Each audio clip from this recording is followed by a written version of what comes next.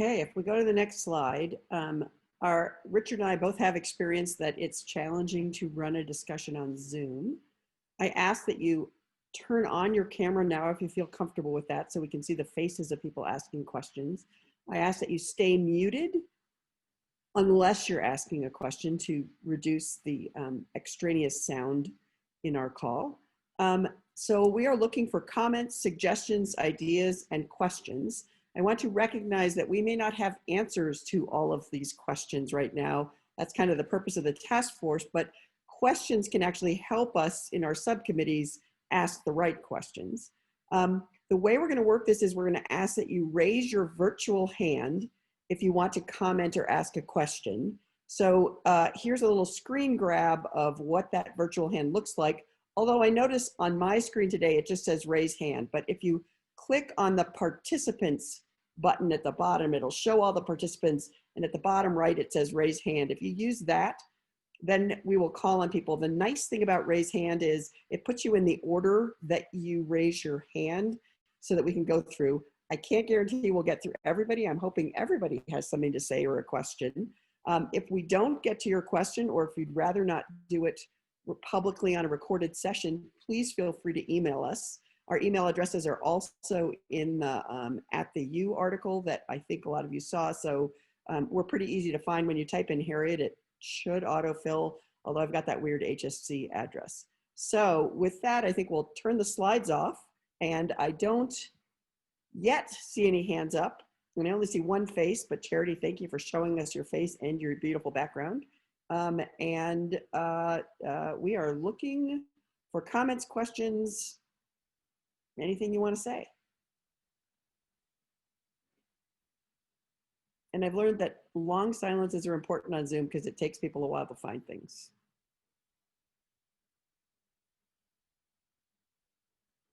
And don't make me start calling on people.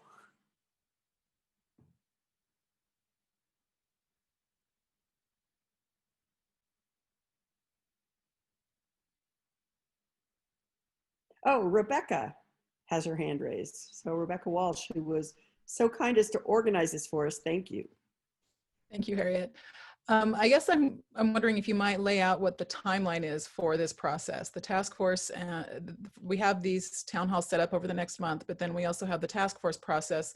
When do you anticipate writing this final report for the administration, and then where do we go from there? So we will submit the report in the spring so that the library directors and the SVPs can use it for budget planning for the academic year 2021. So a very fast time frame for getting this report out because it's got budget implications that we want to be able to implement.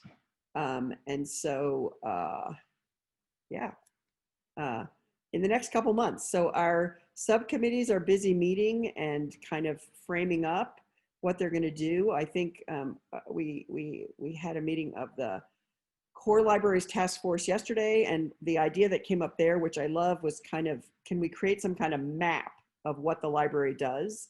They have the library views what libraries do as not having changed in principle in several hundred years, which is they are providers with experts who can guide users to access that content. What's changed is instead of being largely books, now it's all kinds of digital content and other kinds of content. So we think that understanding what libraries do will be easier if we can have some kind of a map that shows what the content is, who the experts are, and how people access that to kind of help understand. Because I think we all know that libraries have multiple functions, and I know, for example, that Richard and I access libraries in very different ways, and students access libraries in very different ways from faculty, in very different ways from staff, and it also depends on what part of campus you're from, what your project is. So, so that's a really good thing. And then the Serial Subcommittee has sort of identified some options, and so what we're doing is saying, well, here's sort of the options of what we could do moving forward, and let's investigate each of those in depth and kind of come up with we think this is what's good about this option, what's problematic about this option, and this is how, and then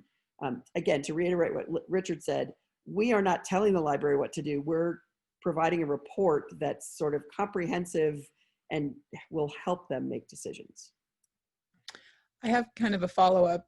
You had talked, Richard, in your slides about trying to negotiate in partnership with other institutions. Is there talk among the USHE schools about how to handle this, or are we sort of leading out at the U and the other schools are, I assume they're facing the same struggle with serial subscription costs. So how are we managing that in the state?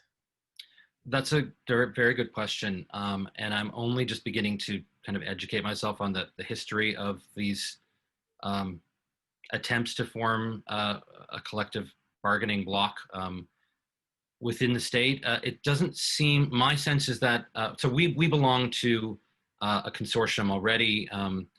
There's the Utah Academic Library Consortium, I think. We're in a regional partnership with every other university in Utah. The problem is that we're the largest player in that. And so we don't actually benefit from that membership, except in certain other budgetary ways having to do with the state legislature. It looks like the only path forward with forming consortia is going to have to be much more ambitious. It's going to have to involve maybe the other universities in the Pac-12. There is a consortium already.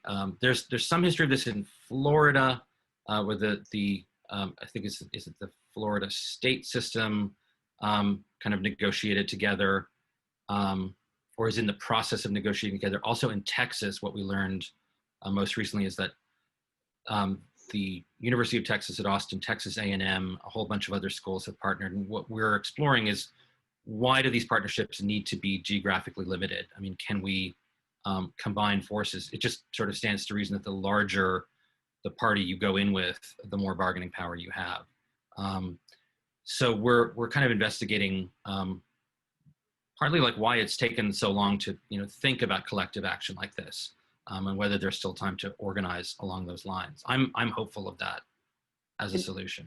And I will say that there's also the Western Library Consortium, and I think I'm mangling the name, but so there is a Western Consortium. One of the challenges is in the Pac-12, of course, it would make sense to have a Pac-12 consortium, and the California schools are a huge consortium of their own, and UC already made a decision on cutting off. So it's challenging to join into a consortium, but I think, consortia are a really great opportunity. It's harder when you come from a small state and are the big R1 institution in the state. We have a hand raised, so Charity Co, please. There we go. Now I got myself unmuted.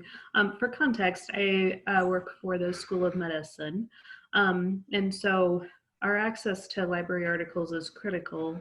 I can't even tell you how many times late at night or on weekends or holidays we've used the search feature to help us answer a clinical question and provide real-time care to patients using the most up-to-date information. And so first and foremost, thank you so much for having such a robust system that allows us to do that. I have been looking recently at factors that influence our community partners. So in addition to having our in-house schools that train healthcare professionals, we have them rotate through various locations, including with providers that are not directly affiliated with us. And library access is one of the things that those people value as a compensatory thing. I don't know, in looking at consortiums, is it possible to form a consortium with some of the large healthcare organizations in the area when we look at collectively bargaining for medical journals and things like that? Charity, that's a fabulous idea. So first I will say that the publishers claim that if you have a clinical need to access an article, they will give access. I haven't tried that myself, and I worry about whether it actually works. You know, a number to think about is at this institution, we have about 11 million downloads of articles a day. I mean, a year, not a day, a year. And if you think about the cost of $30 to $50 an article, it's obviously much bigger than the library budget as a whole. So I recognize the hugeness of the problem. I like the idea of looking at Intermountain as a potential member of our consortium, particularly for the medical side of journals, because I'm pretty sure they must have some kind of, I don't know, I don't even know what they do. It's a whole new question to answer. What does Intermountain do? So thank you for bringing that up. And then, I would just, yes, you're right. Mhm. Access in the middle of the night is so crucial. And one of the things that we've talked about is sort of disparities in access. So as a faculty member, I mean, I am a member of a lot of several societies, and that membership comes with a subscription. So the reality is, while I always go through the Eccles Health Sciences PubMed access key, I could access a lot of those articles just by logging into the society.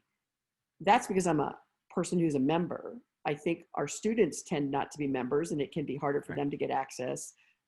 Advanced practitioners may not be members of those societies and may have a harder time getting access. And so we don't want a situation where a slice of our group of our community can get access, but other people can't. And I would also point out that I do not only look at the journals of the maintaining access to the periodicals is critical. It's also, of course, why we're at a disadvantage in this negotiation process and why banding together to negotiate is such a potentially powerful option.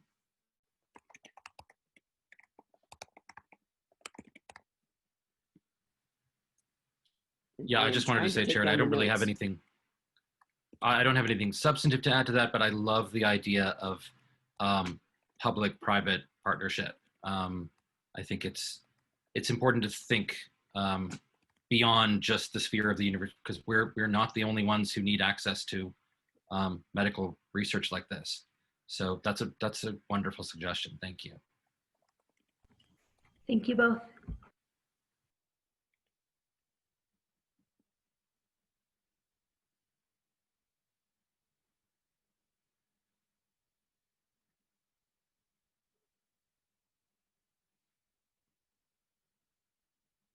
I see a hand. Hang on, I got to figure out. Oh, it's Rebecca. Thank you.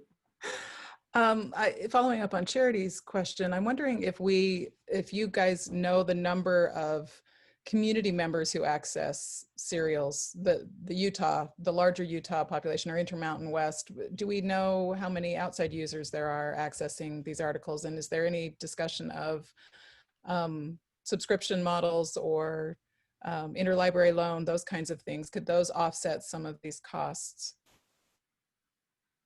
So in general, if you have a unit, you can access, and most of our community faculty, so these are preceptors in the community who teach medical students and residents in their clinics. They are required by most accrediting organizations to have a faculty appointment. So they all have an adjunct faculty appointment, which gives them access to the library. So I think it would be difficult to tease out who are community members who have access. There is a community member access opportunity. I think that got disrupted by the pandemic, but that exists. That is a good question to ask. Do we know how many community members, how many sort of non-U community members access? It might be a way to make the case for collective bargaining or bringing in the other schools. I know that there are journalists who like to have access to some of these articles as well, and I think they work through Marriott. So I think there's broad interest in access to these resources beyond the academic community. Yes, and I would say as is always the case with libraries, uh, they serve so broadly that it's hard to keep track of it. And their attitude is always, oh, someone needs something, we can make it happen. And so I think that's a good question, is who all is accessing our library? Are there opportunities for, I think there are some fee-based ways to access the library, but could we do some kind of collective deal with Intermountain, even from can we help support this library? Could we do a deal with Intermountain that they would pay us for the opportunity to access our journals, that kind of thing? So I think that's a really cool idea.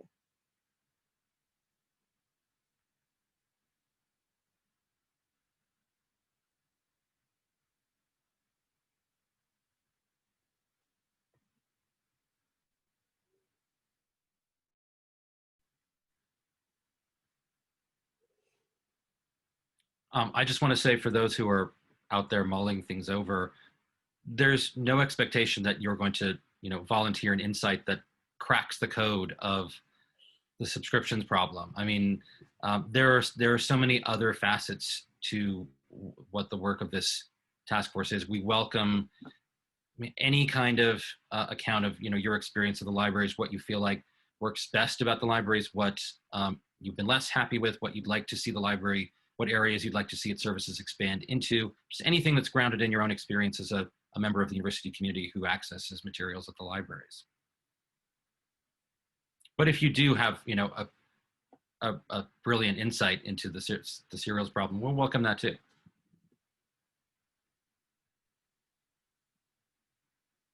Or some kind of deep pocket that keeps getting deeper and could just pay for the serials. That would be great.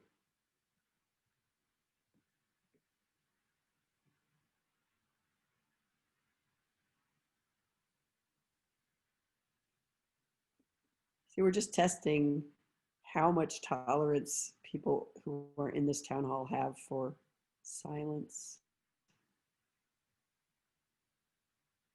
It's like a library. Everything's very quiet. People are thinking.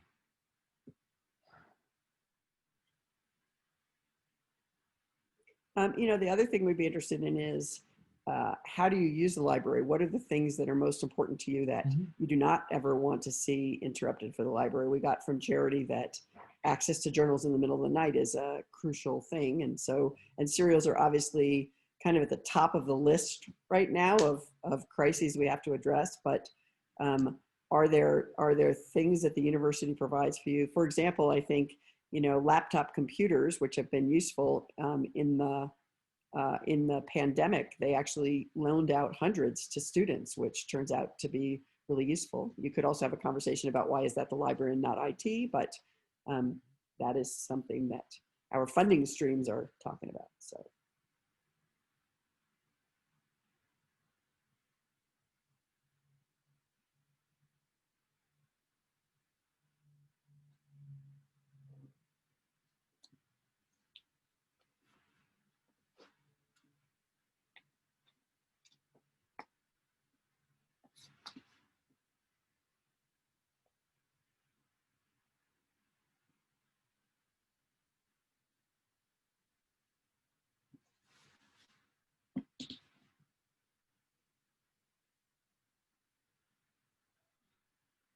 It's also possible that it's difficult to have this conversation now in November of a semester where none of us have probably set foot inside the library for many months, right? So our experience, our physical experience, our physical relationship to it feels very attenuated. Nevertheless, probably our work habits pass through the library at some point, if not every day, every couple of days, every week, in your capacity as researchers, as teachers, as students, as staff. Maybe I will Do we have any students here?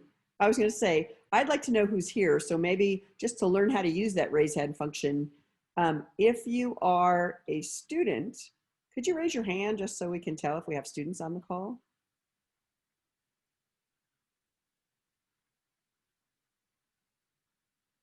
Maybe none. Maybe none. If you are a faculty member, could you raise your hand so we could see faculty members on the call? Raise your hand virtually because I can't see faces. Okay, we've got one person who will acknowledge they're a faculty member. I guess I can raise my hand because I'm actually a faculty member.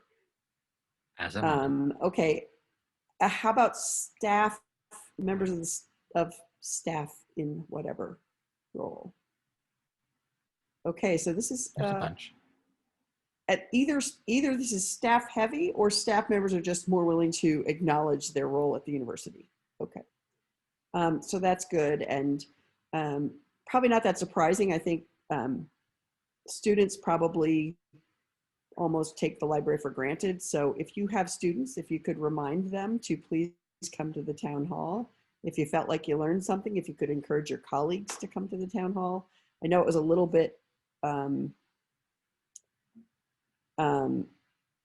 okay, and we have a lot of library employees here who are faculty and staff. So I guess they're interested in what's going on with the libraries, not surprisingly.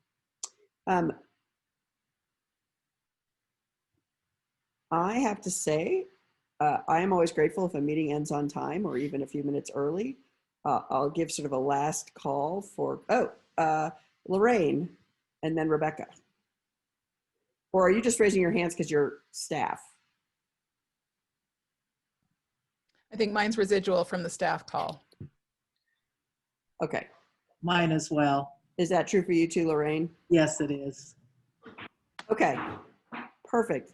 Then we really appreciate your attendance. Again, if you have any questions or comments, please email Richard or me or both of us. Please encourage people to attend, and we really appreciate your time. Yeah, and I just also want to close by saying it's possible that, you know, the format of the town hall is not the most conducive to just automatically kickstarting a free-flowing exchange of ideas and an organic conversation. We kind of recognize that, and I kind of delivered a lot of information for you. It might take some time to process that.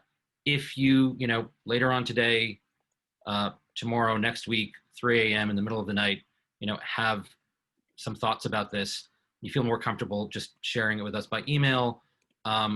Maybe we can go back, Sean, and put up that last slide again, which has both Harriet and my email addresses. And just, take a note of our email addresses. We are open to having conversations with anyone in the university community through whatever format they feel comfortable with. So feel free to communicate with us however you prefer. And I guess we will probably end a few minutes early. Let it get back to the rest of their day. Thank you.